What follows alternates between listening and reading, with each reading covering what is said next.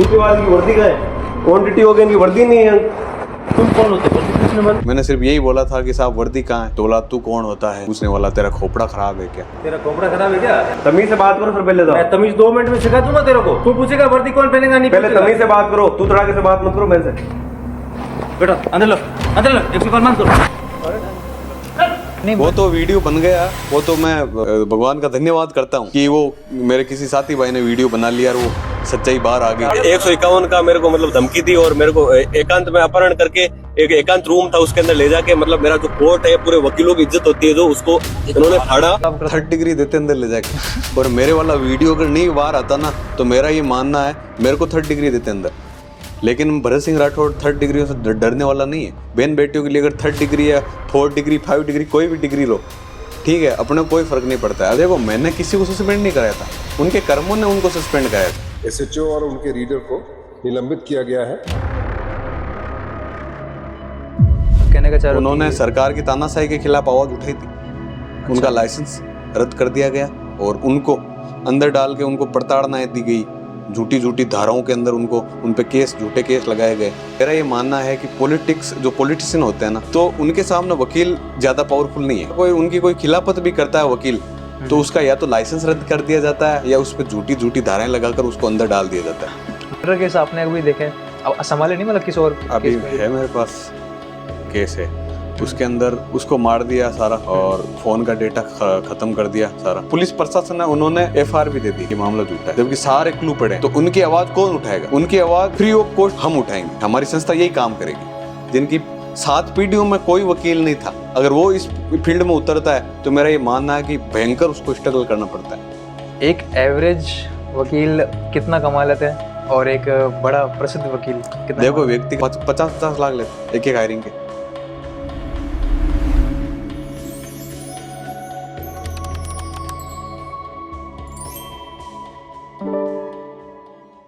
नमस्कार। नमस्कार। बहुत बहुत स्वागत आपका हमारे शो पे। वैसे तो मुझे कहना चाहिए कि आपने हमको यहाँ पे बुलाया। अरे ऐसा कुछ नहीं है। तो आपके स्वभाव के बारे में बहुत सुना और आपके कर्म के बारे में, जो भी आपने अच्छे काम करे हैं। तो हाल फिलहाल आपका कैसा काम चल रहा है? तगड़ा काम चल रहा है, बस कर रहे हैं। तो ये फील्ड में, इस फील्ड में वकालत में आने से पहले आप क्या बनना चाहते थे? देखो जब तक मैंने 12th करी थी तब तक कोई आइडिया नहीं था क्या बनना है क्या नहीं, क्योंकि मैं बेसिकली विलेज से बिलोंग करता हूँ, गांव से बिलोंग करता हूँ। तो 12th के बाद में सब सोचा जाता है। इतना आइडिया नहीं था कि आगे जाके वकील बनेंगे या फिर गरीबों के लिए या फिर बहन बेटियों के हितों के लिए अपन लड़ेंगे। इस चीज़ का मैंने कभी सोचा नहीं था। आज मैं अपने आप को भाग्यशाली महसूस कर रहा हूँ कि मैं सब कुछ कर पा रहा हूँ। हाँ, वो कहते हैं ना कि स्टार्टिंग में 12वीं तक सोचेंगे करना क्या है वगैरह, फिर जैसा स्वभाव है फिर वहाँ चले जाते हैं। तो अभी जैसा आपका स्वभाव है वो स्कूल से पहले भी था, छोटी उम्र में भी था? नहीं, धीरे धीरे जैसे जैसे टाइम चेंज होता गया वैसे वैसे जिस अपन माहौल में ढलते गए वैसे वैसे स्वभाव भी चेंज होता गया। माहौल कैसा, घर का कि जैसे स्कूल का माहौल था, वहाँ पे सब अलग अलग तरीके के लोग रहते हैं, आपको पता है। फ्रेंड सर्कल भी ऐसा होता है, ठीक है। फिर कॉलेज में अपन पहुँचते हैं तो थोड़ा सर्कल चेंज होता रहता है। उसके बाद अपन जब जॉब में या बिजनेस में पहुँचते हैं तो थोड़ा और चेंज होता रहता है। चेंज होते होते ये सारा सब कुछ हो गया। ये चीज़ होती है। अब पता है जैसे कि है ना, कोई यंग लड़का होता है और स्कूल में होता है, कॉलेज में आता है तो वो कहता है कि यार यहाँ पे पहनावा वगैरह बहुत ज़्यादा इनका लग रहा है, कूल होता है। तो फिर वो स्वभाव में अपने घर वालों के सामने करता है कि मॉम डैड मुझे तो ऐसा चाहिए, इस तरह के कपड़े पहनने। देखो वो तो एक्चुअली क्या है, ट्रेंड चल रहा है। अब आधे से ज़्यादा अपने जो युवा है वो ट्रेंड के पीछे भाग रहे हैं। उनको कोई मतलब नहीं है, कोई भी चीज़ जैसे ट्रेंड में चल रही है ना वही करनी है, सही गलत वो नहीं देखते, ट्रेंड चल रहा है बस। उसमें भी एक चीज़ है, जब कॉलेज लाइफ ख़त्म करके वो जॉब में जाते हैं तो वो एक समय में अपनी उम्र के जितने को वो बिल्कुल इज्जत नहीं करते, क्योंकि दोस्त होते हैं वो क्या है, नए नए आते हैं तो धीरे धीरे वो सारी चीज़ें उनको टाइम लग जाता है समझने में कि क्या इसका क्या माहौल है, क्या इसका क्या डिसिप्लिन है, वो सारा समझने में उनको टाइम लगता है। तो आपके साथ भी ऐसा हुआ होगा कि आपसे कम उम्र के लोग हैं जिनको फिर आपको जानबूझ के इज्जत देनी पड़ी हो? नहीं, ऐसा कुछ नहीं है साहब। मैं आदमी को उम्र दे के इज्जत नहीं देता, कर्म दे के। उनका तजुर्बा क्या है, उन्होंने क्या क्या अचीवमेंट्स करे हैं, ठीक है। अपने को ना उनका अपने को पद देखना है क्या नहीं है। आदमी उसका व्यक्तित्व कैसा है, आदमी को कभी भी इज्जत दो तो व्यक्तित्व के हिसाब से देना, ना कि पद या फिर किस पोस्ट पे, पोस्ट और पद ये सब मतलब ही लोग देख के फिर इज्जत देते हैं। आपने कोर्ट केस वगैरह लड़े हैं अब ऐसे कोई? देखो हाल ही में अपनी वकालत कंप्लीट हुई है, चल रहे हैं, अच्छा चल रहा है, और गॉड ने किया तो बहुत अच्छा करेंगे। तो आपने मतलब देखे तो होंगे जाके कि कैसा माहौल रहता है? बिल्कुल, हम कोर्ट में जाते हैं, सारी चीज़ें हैं, अभी प्रैक्टिस में चल रहा है और आएंगे केस, तो आए भी हैं। वैसा ही चलता है जैसे मूवीज में दिखाते हैं? नहीं, ऐसा कुछ नहीं है, उससे सारा डिफरेंट होता है। जो चीज़ें वहाँ दिखाई जाती है वो पूरी, वो तो देखो सारी काल्पनिक होती है, हाँ, ऐसा हाँ। कुछ नहीं होता है उसमें। तो ये प्राइवेट जो वकील होते हैं और गवर्नमेंट होते हैं इनमें कितना डिफरेंस है? देखो प्राइवेट जो वकील होते हैं, जो गवर्नमेंट जो वकील होते हैं वो पहले प्राइवेट वकील होते हैं, ठीक है? अच्छा। प्राइवेट वकील होते हैं, फिर कंपटीशन की तैयारियां होती है, या फिर अगर गवर्नमेंट उनको हायर करती है, जैसे भाजपा और कांग्रेस, ठीक है, इन दोनों का जब कार्यकाल होता है ना, जैसे 5-5 साल का रहता है, आपको पता ही है। तो इस दौरान उनको एक राइट्स होता है, उनके पास एक पावर होता है, उससे वो किसी भी, जैसे कोई प्राइवेट एडवोकेट्स है, उसको एक सीमित जो कार्य अवधि है उसके लिए उसको वो कर देते हैं गवर्नमेंट। जैसे कार्यकाल समाप्त हुआ फिर वो वापस उस पोस्ट पे। तो जुडिशरी में भी उसमें भी कार्यकाल में काफ़ी फर्क पड़ता होगा? जुडिशरी में फ़र्क नहीं पड़ता है वैसे खास, क्योंकि कोई भी व्यक्ति अगर जुडिशरी में जा रहा है तो मेहनत करके एग्ज़ाम पास करके उसके बाद में वो क्वालिफिकेशन के हिसाब से वहाँ पे वो पहुँचता है, तो कोई अप्रोच से नहीं पहुँचता है, तो उसमें कोई खास कोई इफेक्ट नहीं पड़ता उसका। जुडिशरी तो वैसे भी सरकार से ऊपर ही है। हाँ, वैसे बिल्कुल। तो वहाँ पे भी एक तो सीजीआई ने भी अभी कवरेज के ऊपर वो स्टेटमेंट दिया था। हालांकि उन्होंने तो एक वो फेक सर्टिफिकेट जो लेके आते थे उनके ऊपर बोला था, और वो स्टेटमेंट को अलग। देखो ऐसे लोग आजकल बहुत मिलते हैं, जो मतलब जो फर्जी डिग्रियां और फर्जी कागजात के हिसाब से लोगों के साथ मान लो धोखाधड़ी के काम करते हैं, उनके साथ खिलवाड़ करते हैं, तो सही सीजीआई ने वो फैसला लिया है। अभी जैसे कि तो देख सकते हैं कि अपन सोसाइटी में जब ऐसे फेक डिग्री लेके लोग जब बैठते हैं तो सोसाइटी में कोई वो अच्छा काम कर भी नहीं पाते। देखो जो लोग फेक डिग्री फर्जी डिग्रियां जो लेके बैठे हैं उनको नॉलेज तो कुछ है नहीं, क्योंकि अगर उनके पास अगर नॉलेज होता और नॉलेज लेके उसके बाद में वो डिग्रियां लेते तो उनको फर्जी डिग्रियां लेने की ज़रूरत नहीं पड़ती। जिनके पास फर्जी डिग्रियां है या जिन्होंने अप्रोच लगा के डिग्रियां ली है या 5-25 रुपये दे के रिश्वत दे के उन्होंने ली है, तो ऐसे लोगों का ज़्यादा लंबा चौड़ा भविष्य नहीं है। तो फिर ऐसे तो फिर सोसाइटी डूब भी सकती है। बिल्कुल डूब सकती है। जिस आदमी को कोई नॉलेज ही नहीं है, जिसके अंदर कोई क्वालिफिकेशन ही नहीं है, वो आदमी अगर फर्जी डिग्रियां लेके लोगों को झांसे देने का काम करता है तो सिंपल सी बात है वो डूबेगा ना आदमी। काफ़ी फेक डिग्रीज पाई गई है खासकर डॉक्टर फील्ड में जी, और कुछ लोगों ने वहाँ पे पास होने के लिए ST/SC का सर्टिफिकेट फेक सर्टिफिकेट बनवा के और उसमें आगे गए हैं। देखो ये जो आप बताओ, ये अच्छा आपने क्वेश्चन करा है। अब कोई मान लो डॉक्टर है, अपन डॉक्टर के पास क्यों जाएंगे? सिंपल सी बात है, या तो अपने स्वास्थ्य संबंधित कुछ प्रॉब्लम हुई है या मान लो कोई एक्सीडेंटल ऐसा कुछ हो गया तो हम डॉक्टर के पास जाते हैं। अगर डॉक्टर के पास कोई नॉलेज ही नहीं है, ओनली उसके पास डिग्री है, तो आप सोच सकते हो कि कितना बड़ा विश्वासघात होता है जनता के साथ में, और उसके स्वास्थ्य के साथ खिलवाड़ हो रहा है। ये बात खांसी की दवा देके फ्री कर दी। बिल्कुल, खांसी की दवा ओनली पैरासीटामोल देते हैं हर बीमारी के लिए। तो पेट दर्द पैरासीटामोल, सर दर्द पैरासीटामोल, उल्टियाँ पैरासीटामोल, एक ही टेबलेट है उनके पास, हर मर्ज की एक ही दवा। इसी तरह के लोग फिर अगर एडवोकेट फील्ड में आए, फिर वहाँ पे क्या मोल रहेगा कि अगर कोई केस लेकर आया, जैसे वो LLB में दिखाया था, LLB मूवी चोली LLB, तो उसमें वो दिखाते हैं कि उनको केस मिलना वो बहुत मुश्किल होता है। देखो मैं बताता हूँ आपको, जिन लोगों के पास टैलेंट है, अच्छा खासा उनका नाम है, और वो अपने नाम को अगर मेंटेन रखना चाहते हैं तो कभी भी किसी व्यक्ति के साथ वो गलत या उसके साथ विश्वासघात या फिर मान लो कि दोनों पार्टियों से समझौता करके मान लो पैसे ऐंठने के लिए वो कर रहे हैं, तो उनका ज़्यादा लंबा चौड़ा भविष्य नहीं है। अगर मैं हूँ, अब दूसरों की बात नहीं करते, मेरी मैं बात कर लेता हूँ, मेरे पास मान लो कोई क्लाइंट आता है, वो इसीलिए आएगा ना कि अच्छा खासा इसका नाम है, इसलिए वो मेरे पास आता है, मेरे को केस देता है। अब मेरे को अपने नाम को अगर आगे तक रखना है बुलंद, तो उसके पास से मेरे पास जो काम आया है ना, उसको 100% मेरे को देके अच्छे से काम करना है, ताकि अपने पास वाले को बता सके कि भाई इन वकील साहब के पास मैं गया था और अपना काम अच्छा हुआ। खास करके जो गरीब लोग हैं, सपोज करो कि कोई गरीब आदमी मेरे पास आता है, अब मैं पैसों के लालच में उसको लंबा खींचता जाता हूँ, तो भाई गरीब आदमी पैसे कहाँ से लेके आएगा? ज़्यादा से ज़्यादा वो अपने आभूषण सोने बेचेगा, और सोना चांदी सबके पास नहीं होता है, न ज़मीन जायदाद सबके पास होती है, प्रॉपर्टी सबके पास होती है, गरीब लोगों के पास कुछ नहीं होता है ऐसा। तो इनके लिए अपन कुछ कर नहीं पाते। इससे मेरे को एक कन्फ्यूजन है कि मतलब है ना, जैसे काफ़ी सारे लॉयर ऐसे होते हैं जो काफ़ी 30-40 साल से काम कर रहे होते हैं, पर वो इतने प्रसिद्ध नहीं होते, इतने फेमस नहीं होते।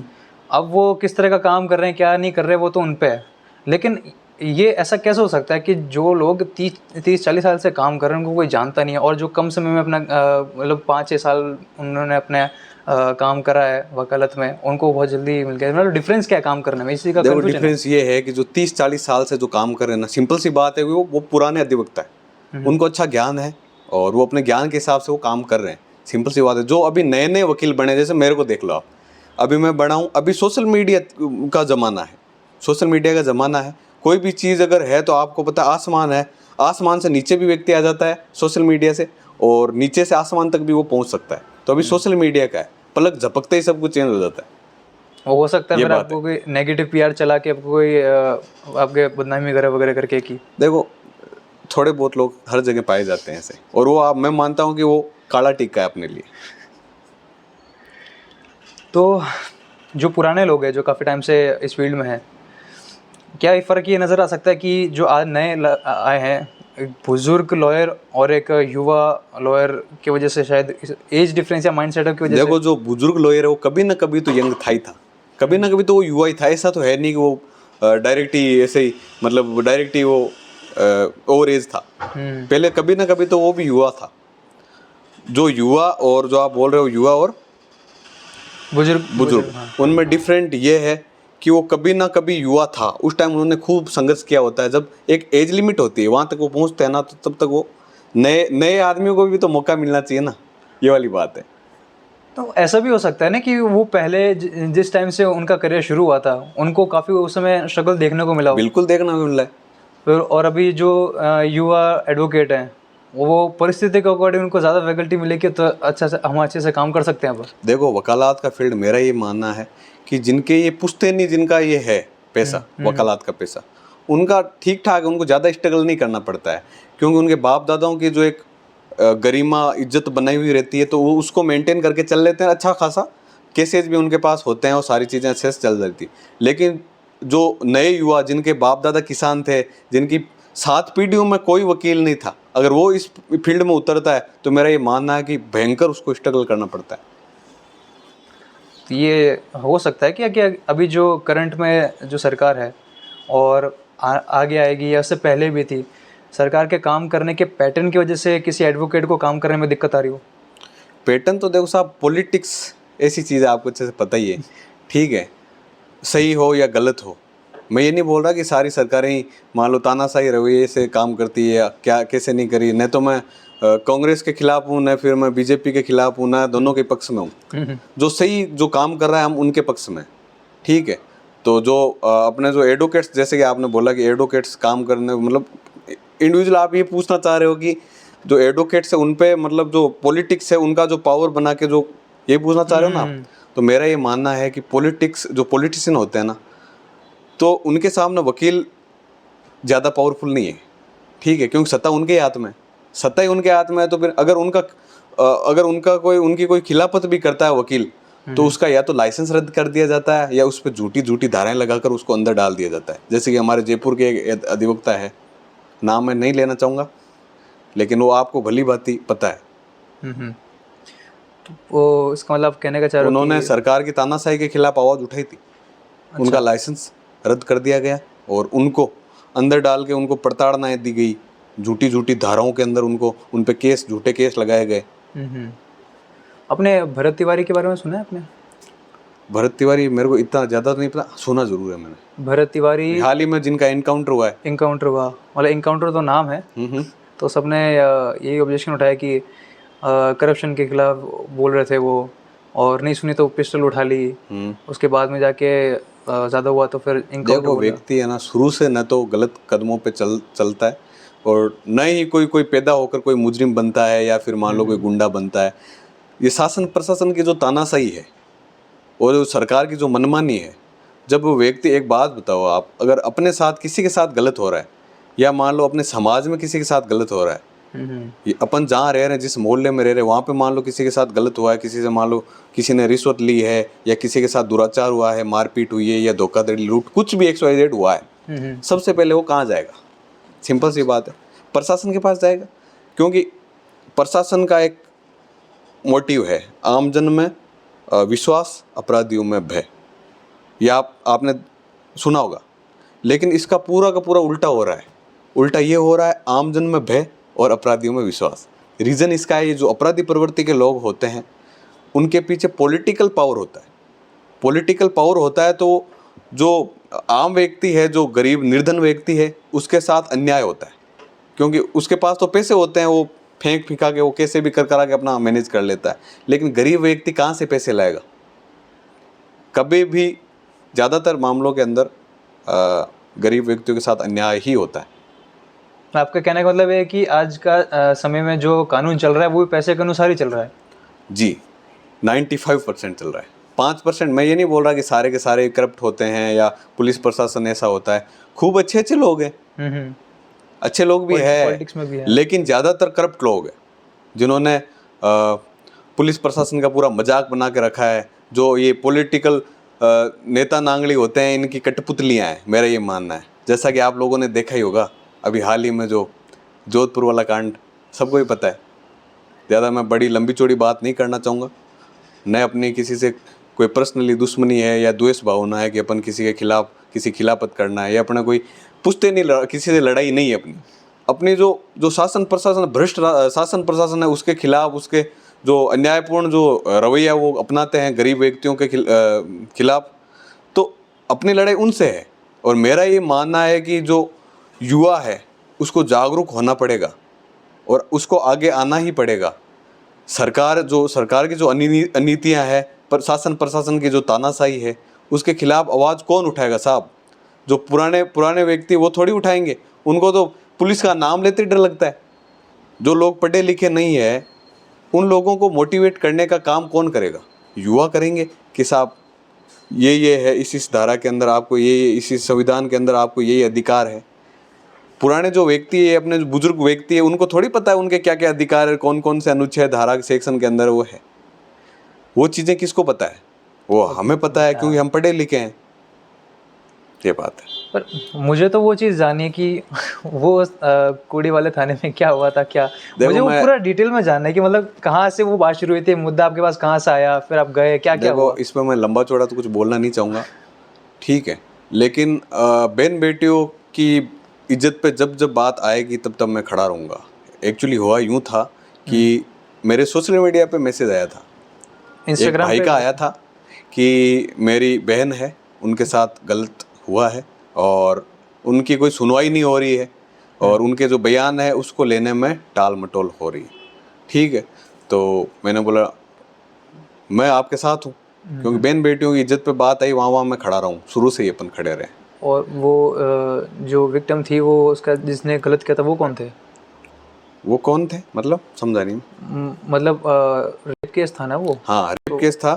तो उसमें अपराधी कौन था? उसमें अपराधी लड़का था। मतलब मैं बैकग्राउंड की तरफ जाना चाह रहा हूँ। कोई पॉलिटिकल रिलेशन था कि नहीं, पॉलिटिकल रिलेशन वो नहीं था। वो अभी तक वो जांच चल रही है उसकी, कौन था क्या नहीं था, वो अभी क्लियर नहीं हुआ है। हाँ। लेकिन मैं मेरा बता रहा हूँ आपको कि वो मेरे पास में आए थे और आने के बाद में वो मेरे को उन्होंने सारी चीज़ बताई कि ये सारी चीज़ें हुई है और पुलिस वाले मेरी सुन नहीं रहे हैं, ये नहीं है। तो उसका मतलब उसकी सत्यता क्या है, इसलिए मैं थाने गया कि अपन बात करके पता करेंगे कि सही में ये सच है कि ये झूठ है, क्या है क्या नहीं। लेकिन वहाँ पे तो सच झूठ सुनने का मौका ही नहीं मिला, उल्टा मेरे ही साथ में गलत हो गया। अपन किसी बहन बेटी के लिए वहाँ थाने में गए थे कि भाई इसके बयान क्यों नहीं लिए जा रहे हैं। पहले तो बोले कि इनके ले लिए हैं। मैंने बोला कौन से बयान लिए, क्या लिए? तो बोला कि अभी लेने हैं। मतलब वो गुमराह करने वाली बातें हुई सारी वहाँ पे। इसी केस के रिगार्डिंग वीडियो है, वो देखनी है एक बार। भाई एक बार वीडियो प्ले करना एक बार। ये क्या तरीका है इनका? अंदर आ जाओ, धमकी दे रहे हैं क्या मेरे को? ठोका फिर करनी चाहते हैं अंदर। ये तो मेरे से दूसरी दूसरी बात की वर्दी का है, ऑन ड्यूटी हो गया, इनकी वर्दी नहीं है। तुम कौन होते हो पूछने वाले? मैं नागरिक होने के नाते मेरे पास अधिकार है इनको पूछने का। ऑन ड्यूटी हो गया, इनके पास है ही नहीं, वर्दी नहीं है, और ऊपर से बयान नोट ले रहे हैं बिना वर्दी के। तेरा खोपड़ा खराब है क्या? तमीज से बात करो सर, पहले तो। मैं तमीज 2 मिनट में सिखा दूंगा तेरे को। कैसे क्या सिखा दोगे? पहले तो आप तमीज से बात करो सर। तू पूछेगा वर्दी कौन पहनेगा, नहीं पहले पूछेगा। तमीज से बात करो, तू तड़ाके से बात मत करो मेरे से। बेटा अंदर लो, अंदर लो, 105 मान करो। अरे ज्यादा जोश आ गया।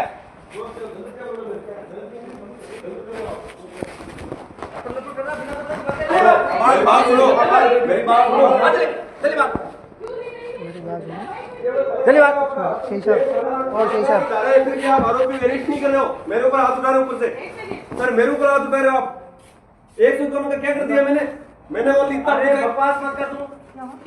मैंने क्या बोला? बात चली, आप चली बात। ये मारपीट गलत कर रहे हो मेरे साथ।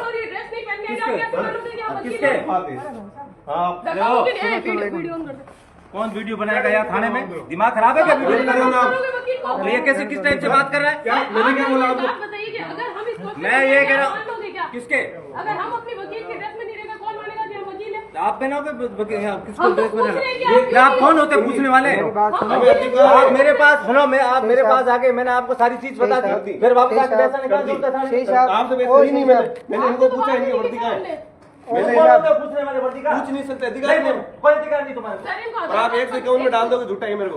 भरत, आप मैंने कुछ किया ही नहीं। चप्पड़ कर रहा है आप। CI सर, चाहे साहब मैं कुछ गलत नहीं बोल रहा हूँ। अमीर सिंह जी सुनिए आप, कि इनको आधार कार्ड पकड़ा रहे थे ना, तो इन्होंने बोला कि ये भरत जी, ये तो पूछ ओ भरत जी, कैसे पता चलेगा ये कौन है? 12 जब उन्होंने आपको पकड़ के अंदर ले गए, किसको अंदर करो, उस समय दिमाग में आपका क्या चला था? गुस्सा तो बहुत आया होगा। गुस्सा आया, लेकिन क्या करें साहब, कानून अपन हाथ में नहीं ले सकते। तो जब आप उनसे बात करने गए थे कि ये ऐसा है, ये सुन नहीं रहे हैं, आप उनसे क्या उम्मीद कर रहे थे कि वो क्या रिप्लाई में क्या बोलेंगे? मैंने यही उम्मीद करी थी कि भाई ये उनको समझाएंगे कि भाई जो वकील साहब वो ठीक कह रहे हैं। मैंने वर्दी का ही पूछा था, मैंने कौन सा क्या, मैंने कुछ गलत थोड़ी बोला था। वो ये भी तो बोल सकते थे कि भाई धुलने गई हुई है या अभी पहनेंगे, कुछ भी बोल सकते थे वो। तो जब वहाँ पे खड़े थे, जब वहाँ पे सब आपको देख रहे थे कि आप क्या बोलोगे क्या नहीं बोलोगे उन सब में, तो वो है ना, मेरे को भी लग रहा था कि वो बहुत सीरियस होकर देख रहे थे आपको, क्या बोलना क्या चाह रहे हैं, क्या है क्या नहीं वगैरह। फिर उन्होंने बोल दिया कि तू कौन भाई, ये वो करके। मेरा देखो एक्चुअली, हालांकि मैं वकील हूँ, लेकिन आम व्यक्ति भी अगर चाहे तो वो भी पूछ सकता है, क्योंकि आप सरकारी सेवक हो। वो भी आपसे पूछ सकता है कि साहब आपने वर्दी क्यों नहीं पहनी। इसमें मैंने कोई गलत कुछ नहीं बोला था उनको। अब वो उनकी मानसिकता है कि उन्होंने किस वे में उसको लिया। बाकी कोई एटीट्यूड वाली बात मैंने करी नहीं थी। मैंने सिर्फ यही बोला था कि साहब वर्दी कहाँ है। तो बोला तू कौन होता है पूछने वाला, तेरा खोपड़ा ख़राब है क्या? 151 अंदर लो। अरे 151 बंद हो गई भाई, 151 चेंज हो गई। क्या बताएं ऐसे लोगों का। फिर आगे फिर मुद्दा अब तक वो चल ही रहा है, वो केस आगे। फिर वहाँ से ये बात हाई कोर्ट तक कैसे पहुँची? और ये मेरे जो वकील भाई है, मेरे जो वकील भाई, उन्होंने खूब मेरा साथ दिया, खूब सहयोग किया। इसी वजह से वो मेरे साथ न्याय हो पाया। और मैं धन्यवाद दूंगा उनको कि आप लोग नहीं होते तो शायद आज कुछ और ही होता माहौल। वो सारे आपके साथ बैच के थे आपके? जो बैच के नहीं थे, बट सारे अधिवक्ता भाई है। उन्होंने बढ़ चढ़कर इसमें हिस्सा लेते हुए अन्याय के खिलाफ उन्होंने जंग जारी रखी और सच्चाई की जीत हुई। आपसे जो भी कोई मिलता होगा अक्सर ये इसी मैटर के बारे में बात करते होंगे, कुड़ी में साहब ये हुआ था वो हुआ था। बिल्कुल। तो पुलिस वालों को भी आज का ऐसे खूनस होती है कि यार उस दिन सस्पेंड कराया था, आज वो। देखो, मैंने किसी को सस्पेंड नहीं कराया था, उनके कर्मों ने उनको सस्पेंड कराया था। अब आज मैं कुकर्म करूंगा, सिंपल सी बात है, उसकी सजा मिलेगी। बिल्कुल, यही हुआ। मैंने किसी को सस्पेंड नहीं कराया, जैसी करनी वैसी भरनी। तो क्या लगता है कि अगर इसमें आपकी तरफ से तो कोई गलती मुझे भी नज़र नहीं आई इस वीडियो में भी, लेकिन ये सारे जितने भी ऑफिसर वगैरह थे इनको पोस्ट वापस मिल चुकी है अभी? देखो, मेरी उनसे कोई पर्सनली उनसे लड़ाई नहीं थी। हाँ। जो उन्होंने किया था उनकी सजा उनको मिल गई, और अगर और भी गलत करेंगे तो आगे भी और मिल जाएगी। अब रही बात उनके वापस रीजॉइनिंग की, तो रीजन हो ना, मेरे कोई उनसे कोई पर्सनली उनसे व्यक्तिगत तो लड़ाई है नहीं कि भाई उनसे कि वो सस्पेंड ही रहे। आओ, कोई दिक्कत नहीं है, स्वागत है आपका। और लगता भी नहीं है कि शायद अभी वापस ऐसे किसी वकील पे इस तरह की किसी को बोलेंगे या जबरदस्ती अंदर करेंगे। देखो, अगर बोलेंगे ना तो भुगत लेंगे। तो इनका फिर मैंने बहुत बार देखा कि किसी भी पुलिस ऑफिसर में इस तरह का स्वभाव मुझे भी पर्सनली देखो, किसी पसंद कुछ तो पूरे दिन की वो रहती है फ्रस्ट्रेशन में। हाँ, भागा दौड़ रहती है उनके, तो हो जाता है। कई लोग ये ऐसा होता है कि वो मेरा ये मानना है कि वो रिजर्वेशन से लगे हुए लोग हैं, उनको कोई बोलने का सेंस नहीं होता, कुछ होता नहीं है, बस ये मिल गया यार, ये कर ली ज्वाइनिंग, हो गया काम, बस। उनको कोई सेंस नहीं होता है कि आदमी कौन है, भाई सामने देख तो सही। अगर आप लॉयर की जगह आप पुलिस में होते तो मतलब इस तरह का स्वभाव कहीं देखने को मिलता आपके साइड? बिल्कुल नहीं मिलता। जो भी बहन बेटियों के लिए, उनके हितों के लिए जो भी कुछ भी करना होता, जैसे मान लो किसी के साथ गलत हुआ, वो मेरे पास आ गया, तो मैं ऑन द स्पॉट कार्रवाई करता वहीं पे, ठीक है। जो कानूनी जो शक्तियाँ होती है पुलिस वालों के पास, उनका प्रयोग करते हुए हम जो अपराधी है, अपराधी प्रवृत्ति के जो लोग हैं, उनके खिलाफ कार्रवाई करते, ना कि जो अपने पास जो पीड़ित आया है उसको ही पकड़ के डाल रहे हैं अंदर, जैसे उसने बलात्कार किया है। ज़्यादातर यही देखने को मिलता है। चलो, अब जैसे आप बता रहे हो कि बार-बार कि किसी भी महिला के साथ में रेप होता है तो उनकी आवाज़ के लिए ज़रूर खड़े होते हैं। आज के टाइम पे वैसे मेल पर्सन के साथ भी रेप होता है, आगे तक नहीं होता है जितना औरतों के साथ होता है, लेकिन अगर कोई ऐसा विक्टिम आए जो मेल हो, उसके साथ रेप हुआ हो, जनरली जेल्स वगैरह में तो आए दिन को देखने को मिलते हैं कि कोई नया आता है तो कर देते हैं किसी वजह से। अगर कोई अपराधी भी कोई ऐसा जिसको जेल हुई है, वो अब किसी अच्छे बैकग्राउंड से नहीं बिलोंग करता, तो जेल में उसका हो जाते हैं। इस तरह के कई तरह की घटना सुनने को मिलती है और आए दिन की मिलती है। देखो, इसका सीधा सिस्टम है, जेल के अंदर कैमरे लगा देने चाहिए ताकि उनके ऊपर पूरी निगरानी रखी जाए, क्या क्या एक्टिविटी हो रही है अंदर, ताकि ऐसे अपराध उनको रोका जा सके। भारत में तो शायद नहीं है, लेकिन जेलों में कैमरे होने चाहिए, जैसे थानों में कैमरे होते हैं। लेकिन जब थाने के अंदर कोई पुलिसकर्मी मान लो तानाशाही रवैया अपनाता है, देन उसके बाद जब जांच होती है तो जांच में एक ही चीज़ सामने आती है, the camera is not working. हर थाने में ये होता है, जेल में ये होता है, the camera are not working, मतलब कैमरे उस टाइम काम नहीं कर रहे थे। अरे भाई, बाकी चीज़ें सारी, मान लो कोई एक्यूज है, उसकी गलती है, वो सारी उसमें आ जाती है, लेकिन शासन प्रशासन है, उसके जो अधिकारी है, वो अपना जो तानाशाही जो रवैया अंदर अपनाते हैं, वो चीज़ भी तो बाहर आनी चाहिए ना। अपने अधिकार क्षेत्र से बाहर की आप चीज़ें कर रहे हो जिनका आपको कोई अधिकार नहीं है, तो ये चीज़ें गलत है, मेरा ये मानना है। अधिकार जैसे कि आपने अभी एक चीज़ बोली थी कि जो ऑब्जेक्शन मैंने कुड़ी थाने में लगाए थे, वो एक सिविल पर्सन भी लगा देता। बिल्कुल। और आराम से अपने हक से लगा सकता था। बिल्कुल। ये चीज़ मेरे हिसाब से कोई पुलिस वाला नहीं समझता। मुझे ऐसा लगता है कि वो बहुत छोटी नज़रों से देखते हैं। ये मेरा पर्सनल ओपिनियन है, बट ये है कि अगर उठाए तो आपको तो फिर भी ठीक है, अंदर ले गए, क्या हुआ था, मैं भी शायद आपको पहचान नहीं पाएंगे कि आप एडवोकेट हो, क्या हो। पर अगर यहीं कोई सिविल होता, कोई छोटा उम्र में लड़का होता, कोई भी होता, तो शायद इससे ज़्यादा बुरा बर्ताव करता। 3rd डिग्री देते अंदर ले जाके। और मेरे वाला वीडियो अगर नहीं बाहर आता ना, तो मेरा ये मानना है, मेरे को 3rd डिग्री देते अंदर। लेकिन भरत सिंह राठौड़ 3rd डिग्री से डरने वाला नहीं है। बहन बेटियों के लिए अगर 3rd डिग्री या 4th डिग्री, 5 डिग्री, कोई भी डिग्री लो, ठीक है, अपने कोई फर्क नहीं पड़ता है। अगर से बिना किसी प्रूफ के तो फिर कुछ नहीं हो पाता। हाँ, नहीं, वो तो वीडियो बन गया, वो तो मैं भगवान का धन्यवाद करता हूँ कि वो मेरे किसी साथी भाई ने वीडियो बना लिया और वो सच्चाई बाहर आ गई। मैं तो ये मानते ही नहीं। आपको नहीं पता था वीडियो बन रही है? सर नहीं, मेरे को नहीं पता था, मैं तो सामने था, मेरे को तो पता ही नहीं था। और एक मैडम थी, उन्होंने बोला था कि वीडियो बना, तो बोला थाने में आप कैसे वीडियो बना सकते हो? थाना तुम्हारे बाप की बपोती थोड़ी है। लीगल है वैसे बनाना, बिल्कुल बना सकते हो आप। अगर कोई लोक सेवक है, मान लो गलत कोई काम कर रहा है, तो आप बना सकते हो। हाल फिलहाल अभी आप किस केस पे काम कर रहे हैं? अभी मैं फिलहाल अपन ने अपनी एक ऑफिस ओपनिंग करी है, संस्था बोल सकते हैं, सत्यमेव जयते नाम से, जिसका मोटिव ये है कि ओनली जोधपुर क्षेत्र नहीं, पूरे राजस्थान के अंदर कहीं पे भी मान लो किसी भी बहन बेटी के साथ दुराचार, गलत काम हो गया, या किसी भी गांव के अंदर, गांव मोहल्ले के अंदर कोई भी लोक सेवक रिश्वत ले रहा है, या मान लो किसी के साथ में अधिकार क्षेत्र से बाहर जाकर मारपीट हो रही है जिनका उनको अधिकार ही नहीं है, तो ऐसे लोग सारे पूंजीपति लोग नहीं होते ना साहब, आम लोग है, वो ज़्यादातर गरीब लोग होते हैं, तो उनकी आवाज़ कौन उठाएगा? उनकी आवाज़ फ्री ऑफ कॉस्ट हम उठाएंगे, हमारी संस्था यही काम करेगी। अभी आप यहाँ पर देख रहे हैं कि जैसे कि 12वीं रोड पे भी कुछ मारपीट वगैरह हुई थी और आपस में गैंग वॉर वगैरह चल रहे हैं। ये चल रहे इसलिए चल रहे हैं क्योंकि सरकार है जिनकी कमज़ोर सरकार है, और वो इस पे कोई ठोस मुद्दे, उनको और कोई मुद्दे नहीं मिलते हैं, ज़्यादा से ज़्यादा जातिवाद फैलाते हैं, धर्म के नाम पर लोगों को लड़वाना, जाति के नाम पर लोगों को लड़वाना, ये काम सरकार के बच्चे हैं। सरकार नहीं तो चाहे तो बलात्कार के मुद्दे खूब कैसे जाते हैं, उन पे कोई ढंग का कानून क्यों नहीं बना रहे आप? मारपीट हो रही, गैंगस्टर बन रहे लोग, गैंगस्टर, और हर चीज़ आप मानो कि सोशल मीडिया पर जो युवा गैंगस्टर बन रहे हैं वो कैसे बन रहे हैं? वो मोटिवेट होके बन रहे हैं, और उनको मोटिवेट करने का ये जो काम है वो कौन कर रहा है?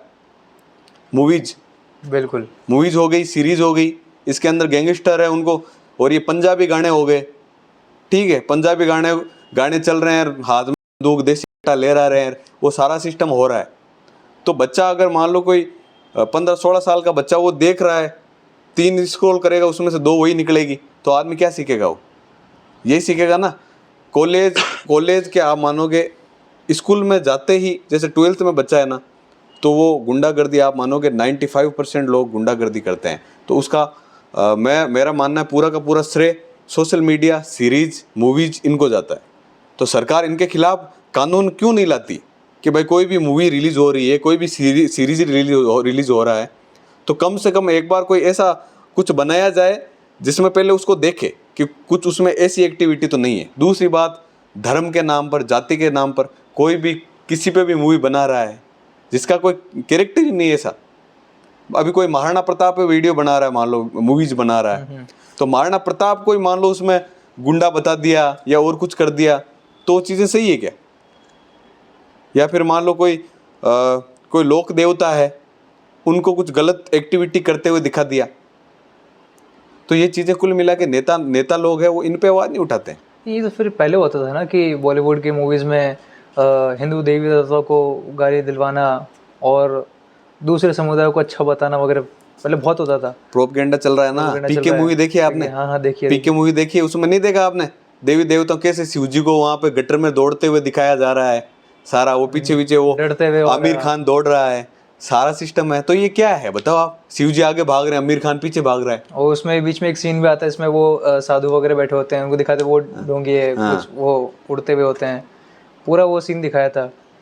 लेकिन यहाँ पर इसके अपोजिट में जाए ना, यहाँ पे साउथ इंडिया है, साउथ इंडिया में जो टॉलीवुड की जितनी मूवीज़ है वो हिंदू धर्म को बहुत अच्छे से रख रही है। लेकिन अपने जो इंडियंस है ना, उन्होंने तो इसकी पूरी की पूरी मिट्टी पलीत कर रखी है, मेरा ये मानना है। पूरी आप मूवी, मेरा ये मानना, सरकार चाहे ना तो सब रुकवा सकती है, लेकिन सरकार जब तक 2 जाति के लोगों को आपस में नहीं लड़वाएगी ना, तब तक उनकी सत्ता ही नहीं आएगी। धर्म, जाति, इन आधार पे वो लड़वाने का काम करके बस सत्ता हासिल करना है उनका मेन उनका उद्देश्य है। अब मूवीज सीरीज वगैरह ऑलमोस्ट सब देखी हुई कि बीच बीच में देखते आती है? पहले मेरे को शौक था टीवी देखने का, जैसे जैसे फील्ड में आए थोड़ा टाइम कम मिलता है। तो बॉलीवुड की एक मूवी थी केरला स्टोरी। केरला, बिल्कुल। और कश्मीर फाइल्स, जिसमें उसका ब्रेन वॉश कर दिया था लड़कियों का। बिल्कुल। और कश्मीर फाइल्स, उदयपुर फाइल्स देखी हुई है। इनमें एक चीज़, आपने अपने धर्म के प्रति अपने को कोई जानकारी नहीं है, ठीक है। अपने सिलेबस के अंदर मेरा ये मानना है कि जो धर्म है उसको कहीं ना कहीं प्राथमिकता अपने को देनी ही पड़ेगी, तब जाके इनमें कुछ रोकथाम हो पाएगी, बाकी रोकथाम नहीं होगी इसमें, ठीक है। मैं ये नहीं बोल रहा कि मुस्लिम गलत है, हिंदू सही है, दोनों सब अपनी अपनी जगह सही है, लेकिन मेरा ये मानना है कि मुस्लिम जितने अपने धर्म के प्रति कट्टर है, जैसे मान लो नमाज का टाइम होते ही शटर डाउन, आप लोग क्या करते हो? आपको हनुमान चालीसा आता है पूरा? जी, पूरा आता है? बिल्कुल आता है, मेरे को नहीं आता है। इसका क्या रीज़न है? अपने को स्कूलों में हनुमान चालीसा नहीं पढ़ाया गया, रामचरितमानस क्या है वो नहीं बताया गया, गीता क्या है नहीं बताई गई, ये सारी चीज़ें नहीं, जबकि कुरान के अंदर क्या है, आयत में क्या है, वो सारी चीज़ें उनको ये पता है। ये मस्जिद में जितना पढ़ाना वगैरह का ये तो फिर पहले ही सरकार ने इन सबको प्रोवाइड करके रखा है, जबकि गुरुकुल में तो कितनी पाबंदियां लगा ये रखी है। इन्होंने आवाज उठाई तब जाके हुआ ना साहब। ये ना, कहीं ना, पे भी नमाज पढ़ सकते हैं, नमाज का आप हिंदू लोग आप आवाज ही नहीं उठा रहे, आपको धर्म से ही मतलब नहीं है तो फिर कहाँ से क्या होगा बताओ आप। जितना मैं जानता हूँ इस बारे में कि क्या रहता है क्या नहीं, अब मैं मुस्लिम धर्म के बारे में तो इतना नहीं जानता कि वो कितना टाइम पे इतना नमाज पढ़नी जरूरी है, भले ही सड़क पे हो कहीं भी हो। पर हिंदू धर्म में जितना मैंने पढ़ा है, जितना मैंने ब्रह्म साहित्य पढ़ी है, शिव पुराण पढ़ी है और भगवद गीता पढ़ी है, जितने भी तमाम मैंने और शास्त्र पढ़े मैंने, उनसे मैंने एक चीज़ स्पेसिफिक देखी है कि अगर आप मन के अंदर मेरा नाम ले रहे हो वही बहुत है। तो आपने जरूर ये देखा होगा कि वो ड्राइव कर रहे हैं, मंदिर आ रहे हैं, ठीक है करके चले गए, वही बहुत होता है। बहुत देखो आस्था है, उसके लिए मंदिर जाने की जरूरत नहीं है। अगर अपने मन में ही मेल है तो आप मंदिर जाओ, गुरुद्वारे जाओ, मस्जिद जाओ, चाहे फिर कहीं पे भी जाओ, पुष्कर चले जाओ, हरिद्वार चले जाओ, कुछ फर्क नहीं पड़ेगा। या फिर चारों धामों की यात्रा कर लो, या फिर मैं बोल रहा हूँ ब्रह्मांड घूम लो आप, लेकिन अंदर ही आपके मतलब पूरी आत्मा ही मेली है, आपकी थिंकिंग ही गलत है, नेगेटिविटी आपके अंदर फुल भरी हुई है, तो आप कहीं पे भी चले जाओ, कोई से भी मंदिर मस्जिद गुरुद्वारे में चले जाओ, आपका कुछ नहीं होना है। पर मतलब अगर टॉपिक पे ऐसे वापस हूँ तो क्या बॉलीवुड क्योंकि इतनी मूवी को बॉलीवुड ने सपोर्ट नहीं करा था जहाँ तक मेरे को याद है ना, इन्हीं सारी मूवीज़ को। फिर लास्ट अभी धुरंधर आई, धुरंधर ने तो बॉक्स ऑफिस पूरा फाड़ दिया था, लेकिन तब भी बॉलीवुड से इतना सपोर्ट नहीं आया था उनको। अपन के साइड से तो सब आया था, अदर से साउथ इंडिया के जो एक्टर वगैरह थे, अभिनेता थे, उन सब ने सपोर्ट करा, लेकिन बॉलीवुड ने तब भी नहीं करा था। आपको भी लगता है कि ये बॉलीवुड को पाकिस्तान से फंडिंग वगैरह आती है? देखो मेरा ये मानना है, ज़्यादातर ये जो मतलब विक्ट्री मूवीज़ बनती है, ठीक है, तो इनका सीधा सीधा कहीं ना कहीं ऐसा सीन अपने को मिल ही जाएगा उसमें जो अपनी आस्था के साथ खिलवाड़ कर रहा है। मैं ये नहीं बोल रहा कि वो जाति धर्म पे वीडियो बना रहे हैं या मूवीज बना रहे हैं, बट मेरा ये मानना है कि वो कहीं ना कहीं अपनी आस्था को ठेस पहुंचा रहे हैं। तो आस्था को ठेस पहुंचा रहे हैं मतलब उनको क्या बेनिफिट हो रहा है, कहीं ना कहीं से तो फंड आ रहा है, तब जाके वो ये सारी चीज़ें कर रहे हैं। इंटरनेशनल पॉलिटिक्स के बारे में आपको पता ही होगा, नहीं पता होगा, मैं वैसे तो आप एडवोकेट हो, फिर भी पता नहीं क्यों पूछ रहा हूँ। तो कितनी नॉलेज होगी मोटा मोटी इंटरनेशनल पॉलिटिक्स? बाहर ही है, हाँ नॉलेज है, बताइए आप। अभी शायद वॉर तो अभी वापस से शांत हो गई है, शांत हो गई, लेकिन इसको वापस भड़काने का काम कौन कर रहा है? अपनी सरकारें कर रही है, कहीं चॉकलेटें बांट रही है जा के बाहर। ये काम थोड़ी रह गए मंत्रियों के। तो क्या हो सकता है कि अब भारत इसमें कौन सा खेल खेलेगी? देखो ये सारी चीज़ें, इतना मेरे को पॉलिटिक्स में मेरे को इंटरेस्ट नहीं है, हाँ। तो इतना नॉलेज नहीं है इस बारे में मेरे को। चलो कोई बात नहीं। रही बात, अभी आपने एक बात करी थी कि अपने धर्म के प्रति सारी चीज़ें आपने बताई थी। मेरा ये मानना है कि अभी प्रेजेंट टाइम में आर्य समाज एक ऐसा समाज है, आर्य समाज के अंदर कोई भी किसी से भी विवाह कर सकता है। कास्ट देखे ना, धर्म देखे ना, जाति देखे ना, कोई मतलब नहीं है उनको, बस करवाना है। ये चीज़ें गलत है। आर्य समाज का हम लोगों को, युवाओं को ज़्यादा से ज़्यादा आगे आकर उसका विरोध करना चाहिए, क्योंकि आर्य समाज के अंदर जो रिश्ते है ही नहीं, जो भगवान ने कभी बनाए नहीं। पुराने टाइम में आपने देखा है क्या मामा ने भांजी से शादी कर ली? नहीं देखा ना। ये राइट्स कौन दे रहा है? सरकार दे रही है। आर्य समाज को ऐसे ऐसे अधिकार दे रखे हैं कि कोई भी किसी से भी शादी कर सकता है, व्यवहार बना सकता है। तो ये चीज़ें गलत है। ऐसी चीज़ों का अपने को विरोध करना चाहिए ताकि अपना जो धर्म है, धर्म की जो पवित्रता है वो बनी रहे। इसलिए मैं विरोध करता हूँ। और आपके वीडियो के माध्यम से मेरे जो वकील भाई हैं उनसे मैं कहना चाहता हूँ कि अपन चंद रुपयों के लिए अपन वकील कोर्ट मैरिज आर्य समाज जैसे लोगों के उसमें पड़पंच में पढ़ के अपन अपनी बहन बेटियों की शादियाँ आपस में करवा रहे हैं, तो ये कहीं ना कहीं गलत है। आर्य समाज की आइडियोलॉजी, जो मानसिकता, उनको ज़्यादातर कौन फॉलो करता है आज के समय में? युवा। अभी प्रेजेंट टाइम में युवा करते हैं। आप देख रहे होंगे लव मैरिज, उनको कास्ट से कोई मतलब नहीं। अरे भाई, माँ बाप ने पैदा किया है, माँ बाप के सामने लड़के आके बोले नहीं जानते आपको। ये चीज़ें कहाँ से मिल रही है? ये कितने समय से चलता आ रहा होगा आर्य समाज की मानसिकता? आर्य समाज की देखो, मेरे को मोटा मोटी ज़्यादा नॉलेज तो नहीं है, कम से कम आप अभी ज़्यादातर अभी देखने को मिल रही है। इन 10 सालों में तो इतने ज़्यादा ये मामले आए हैं, कोई किसी के साथ भाग रहा है कुछ भी। ये वैसे सही बात है। क्या है कि साइंटिफिक रीज़न में बताऊं कि क्या हो सकता है कि ये तो चलो ठीक है, आप अपने परिवार में कर नहीं सकते हैं क्योंकि वो एक ब्लड लाइन वाला इशू हो जाता है। और अगर अपने परिवार में शादियाँ करते रह गए तो वो ब्लड म्यूटेट हो जाता है, इस वजह से बीमारियां बढ़ती हैं, कोई लंगड़ा लूला पैदा हो गया, कोई पागल पैदा हो गया। अरे बट अपनी बहन से कैसे शादी कर सकता है भाई अपना? वहाँ वो भी चीज़ है, वो तो सबसे बड़ी चीज़ है ही। एक समय में आर्यवर्त के समय में ये चीज़ पहले से ही है कि भारत में तो ये चीज़ है ही कि अपने ब्लड लाइन में तो किसी से शादी करनी ही नहीं। चार गोत्र देखे जाते हैं, मम्मी पापा नानी और दादी, ये इनके 4 गोत्रों में शादी नहीं करी जाती है, किसी भी जाति को नहीं करी जाती, वरना बीमारियाँ बढ़ती है।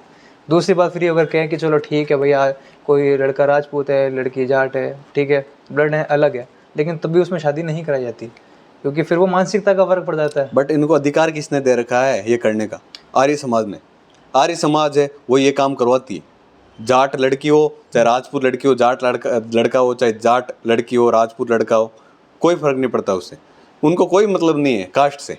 बस आओ, उनको एक मिनिमम फीस वो दो, लपेटे करो, फेरे, बस बात खत्म। आगे के जनरेशन उनको कोई मतलब नहीं है, क्योंकि आगे फिर बढ़ते इनके विवाह करने। मैं ये नहीं बोल रहा कि पूरे आर्य समाज को कि ये गलत है, मैं ये बोलना चाह रहा हूँ इसके अंदर ये अमेंडमेंट होना चाहिए कि अगर सेम कास्ट का नहीं है व्यक्ति, अगर सेम कास्ट का नहीं है तो उसको आपस में नहीं जोड़ा जा सकता है। बिल्कुल सही कह रहे हो, मैं भी इस चीज़ के समर्थक में हूँ। कोर्ट मैरिज करो, अपनी मर्जी से अपना जीवन साथी चुनो, लेकिन अपनी कास्ट का, अपने धर्म का, जो अपने जात का नहीं वो अपने बाप का नहीं, और जो अपने बाप का नहीं वो अपने राष्ट्र का कभी नहीं हो सकता।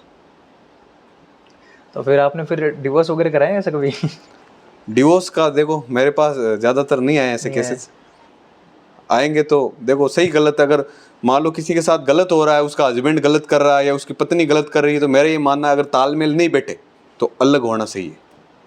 अब अभी वो कल एक केस आया था जिसमें एक लड़के ने अपनी कुछ गर्लफ्रेंड को बर्थडे सरप्राइज ऐसा कुछ प्लान किया था, और उसके ही उसी दिन उसने वहाँ पे उसको किसी फोर्ट में ले गया, शायद पुणे की बात थी, इतनी कहाँ की बात थी, वहाँ पे जाके उसको धक्का दे दिया, और उसका ही कोई दूसरा लड़की का दूसरा बॉयफ्रेंड था, साथ में दोनों ने मिलकर उसका मर्डर किया था। लड़की ने धक्का दिया? लड़की ने लड़के को धक्का दिया था, जिसने उसी की लड़की ने अपने ही बर्थडे पे उसको धक्का दे दिया। पुलिस ने जांच पड़ताल कैसे दिन आ गए?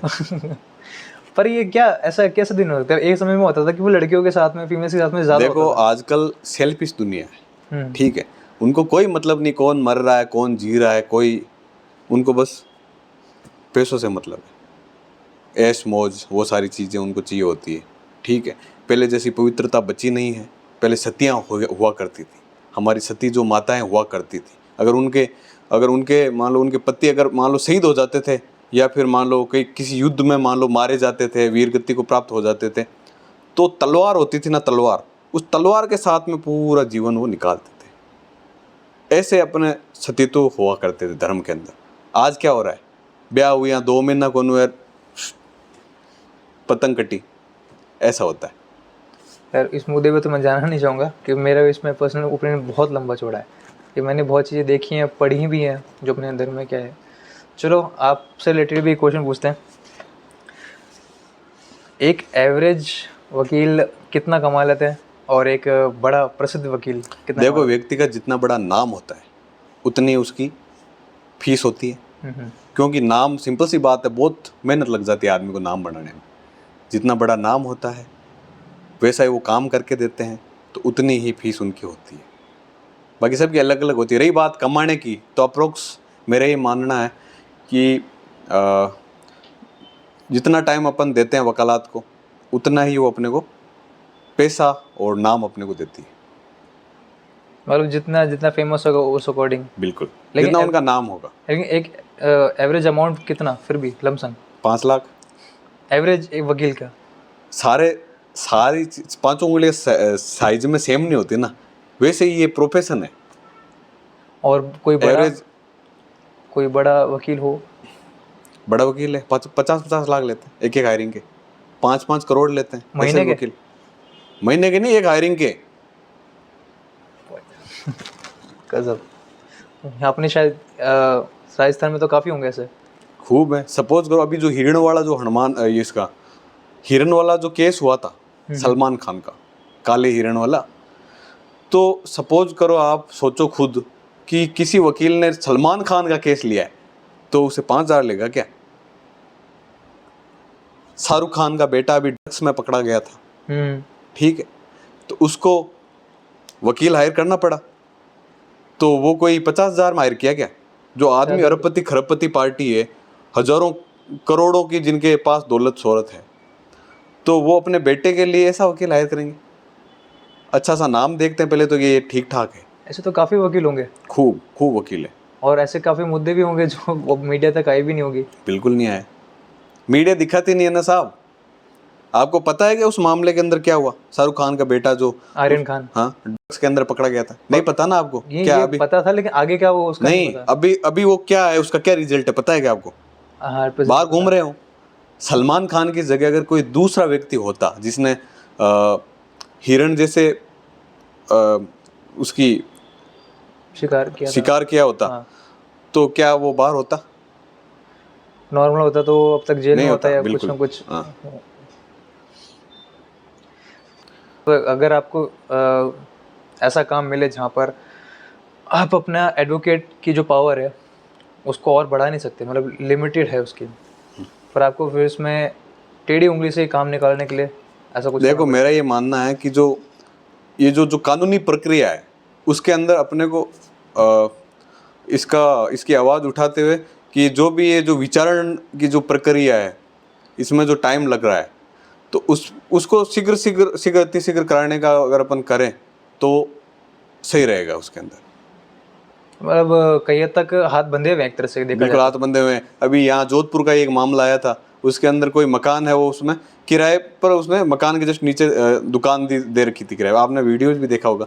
तो उनके कोई भाई नहीं है, उनके परिवार में कोई पुरुष नहीं है, तो मेरे पास आए थे कि ये चीज़ें हो गई सारी। वही कुड़ी वाला मामला था, जैसे वो आई थी वैसे ही एक और हमारे पास में आए थे। ठीक है, तो मैंने बोला मैं चलता हूँ आपके साथ। मैं उनकी दुकान गया था, उसका वीडियो भी निकल। बोला कि हमारे वकील साहब को पता है। अरे साहब, आपको किराए पे दिए? बोला हमारा तो मामला चल रहा है कोर्ट में। अरे भाई, आपको अगर दुकान दी है किराए के लिए, या तो फिर आपकी नीयत बिगड़ गई है। कोई भी आदमी हराम का खाकर अगर कुछ करना चाह रहा है ना, तो सक्सेस नहीं हो पाएगा, मेरा ये मानना है। तो हम वहाँ पे गए थे, हालांकि अपने को इतना अधिकार नहीं था कि वहाँ दुकान में जाके उसको बोल दे दुकान खाली कर। फिर भी बहन बेटियों के लिए हम गए थे वहाँ पे, और आगे भी लड़ते रहेंगे। चाहे क्या होगा, ज़्यादा से ज़्यादा लाइसेंस कैंसिल हो जाएगा। मेरे वकील भाई और बैठे हैं, वो लड़ लेंगे केस। अपने कोई फर्क नहीं पड़ेगा, उन्हें कोई फर्क पड़ता है। हाँ, आपने ज्वेलरी LLB देखी 3 लास्ट जो पार्ट 3 आई थी उसकी? मैंने नहीं देखी। उसमें ना एक सीन है कि एक लाइक उसमें 2 वकील हैं, वो आपस में लड़ रहे हैं कि केस मुझे चाहिए और मुझे वो चाहिए, नाम उनका सेम होता है। हाँ, थोड़ा नाम बहुत सेम मैंने देखा है। तो वो कन्फ्यूजन हो जाता है दोनों के बीच में ऐसा करके। तो उसमें ना मुद्दा ये था कि बड़ी कंपनीज है, और इस तरह मैं भूल गया कि बार देखी मैंने, उसमें ऐसी कुछ कंपनी थी जो गांव की जगह खा रही थी और ऐसा करके कुछ था। तो एक कंपनी जो पूरे गांव को ठग रही थी ज़मीनें हड़पने के लिए, वहाँ पे अपनी बड़ी फैक्ट्री जमा करने के लिए। तो वहाँ के लोग जो है वो वकील के पास में आते हैं कि साहब हमारा ये केस है। अब उनको भी कन्फ्यूजन हो जाता है कि ये चल क्या रहा है, कि कौन सा ज्वेलरी ये है कि ये है। तो फिर वो जाके बहस चलती है कि मैं ज्वेलरी लूँ, मेरे को चाहिए केस, ये चाहिए वगैरह ये। पर मुद्दा ये कि उसमें है ना, जो केस उसमें दिखाया था कि बड़ी कंपनीज ने पूरे गांव को ठगा। हालांकि अब तक तो ऐसे केस मैंने 0 सुने होंगे, तो मेरे को पता नहीं है, तो सोशल मीडिया में आता नहीं है कि पूरे गांव को ठगा वगैरह। जब ये पूरे गांव को ठगते हैं, अब एक मान लो कि अगर एक गांव में इतने सारी पॉपुलेशन है, इतने सारे रहने वाले लोग हैं, ये सारे जाते कहाँ हैं? ये आते क्यों नहीं फिर आवाज़ उठाने के लिए? देखो, गांव के लोग ज़्यादा पढ़े लिखे नहीं होते, मेरा ये मानना है। भोले भाले लोग होते हैं। अगर पढ़े लिखे हैं तो भी वो सोचते हैं कि यार कौन लड़ाई झगड़े करे, कौन क्या। इसलिए वो, और दूसरी बात है, उनको कोई मोटिवेट करने वाला नहीं मिलता। हालांकि एक गाँव से हर व्यक्ति, जो अभी मेरा ये मानना है, जो सक्षम व्यक्ति है गांव में से निकले हुए हैं, 99% गांव में से निकले हुए हैं। लेकिन जो लोग कम पढ़े लिखे होते हैं, जिनको कोई मान लो इसका कॉन्स्टिट्यूशन का कोई नॉलेज नहीं है, तो ये लोग दब के रह जाते हैं, इसलिए आवाज़ नहीं उठा पाते। क्योंकि सिंपल सी बात है, जो गांव की मान लो कोई गांव पे कोई कब्जा कर रहा है, तो कोई साधारण आदमी तो है नहीं हो, या तो पूंजीपति या कोई बिजनेसमैन है। आज के समय में संविधान का सबसे गलत फायदा कौन उठा रहा होगा? संविधान का गलत फायदा देखो साहब, अलग अलग एक्ट्स बने हुए हैं। SC/ST एक्ट है, ठीक है। और ये जो भरण पोषण वाला है कि महिला मांग सकती है, ठीक है। दहेज का है। तो ये मेरा ये मानना आधे से ज़्यादा इसमें जो मुकदमे हैं झूठे होते हैं, ठीक है, और वो अपने फ़ायदे के लिए होते हैं। फायदे के लिए, पर यहाँ कई हद तक जैसे ये यूजीसी देख लो, यूजीसी का तो मेरे को अब तक समझ नहीं आया कि देखो यूजीसी मेरा ये मानना है, देखो जो गलत कर रहा है हम उसके खिलाफ है, चाहे वो कोई भी हो, किसी भी जाति से हो, किसी भी धर्म का हो, किसी भी बिरादरी का हो, लेकिन किसी पर्सनली जैसे जनरल कैटेगरी के लोग हैं उनको टारगेट किया जा रहा है। भाई अपन 36 कौम के लोग आपस में भाईचारे से प्रेम से रह रहे हैं, हमें कोई आपत्ति नहीं, किसी से कोई आगे बढ़ रहा है, कोई आगे नहीं बढ़ रहा है, हमें कोई मतलब नहीं है, अपन अपने कास्ट से कोई मतलब ही नहीं है। अब एक जाति के खिलाफ आप लोग ऐसा कोई काला कानून बना दिया तो बिल्कुल साहब ये चीज़ सही नहीं है। हम बिल्कुल, मैं खुद विरोधी हूँ इसका। काफ़ी लोगों ने इस चीज़ का विरोध भी किया था, मोस्टली जनरल कैटेगरी से। लेकिन ये है कि जो ब्राह्मण समुदाय के थे उन्होंने विरोध किया था, लेकिन उन्होंने धरने वगैरह किसी का नहीं दिया, क्योंकि उनको पता था कि आगे जाकर ये मुद्दा आगे हाई कोर्ट तक जाएगा और वो रुक जाएगा, कि वहाँ हाई कोर्ट और इन सब में सारे ब्राह्मण। देखो लोग सपोर्ट नहीं कर रहे ना उनका, ठीक है, नहीं सपोज करो 36 कौम के लोग, SC ST के जो लोग हैं वो भी जनरल वालों के साथ में आकर इस कानून को वापस रोल बैक करवाए कि भाई ये चीज़ें गलत है, हम भाईचारे से रह रहे हैं। अगर आपको क्या लगता है अभी प्रेजेंट टाइम में जनरल और SC ST, आपका क्या लगता है? दोनों पावरफुल है भाई अपनी जगह। वो सिस्टम नहीं रहा है कि जनरल वाले हैं तो मान लो सारे राजा महाराजा बचे हैं, वो सिस्टम नहीं बचा है अभी। मेरे खूब दोस्त हैं SC ST के, सक्षम है आज। तो अब फालतू की मतलब अपने को जाति दिखा के अपन ऐसे थोड़ी किसी को टारगेट करके ये सारे कर देंगे। कोई भी जनरल वाला है मान लो बोल दिया और कुछ भी उस नहीं बोला, फिर भी झूठा ही कर करा के उस पर कार्रवाई करवा रहे हो आप, तो ये चीज़ें गलत है। तो फिर ये स्ट्रेटेजी क्या थी? मेरे को ये कुछ स्ट्रेटेजी नहीं थी, मैं बताता हूँ। सरकार है ना, उनको हमारा जो भाईचारा है 36 कौम का वो रास नहीं आया।